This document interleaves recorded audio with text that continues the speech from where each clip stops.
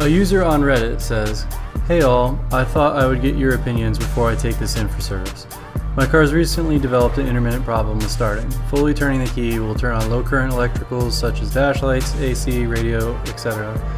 But the car will not crank whatsoever. The car will start correctly about 20% of the time.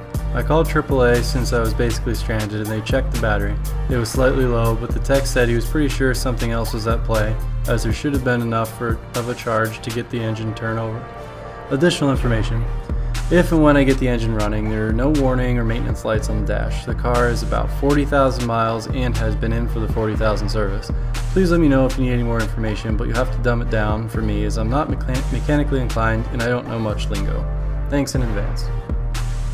Okay, so this particular question, when I first saw this on Reddit, it was something that I initially thought it was a battery problem. Most likely it was just low, and even though it's not significantly low, it was just a battery problem. After reading the question in a little more detail, the fact that the ignition turns and the vehicle doesn't crank, if your vehicle turns and goes click, click, click, that means you have a dead battery.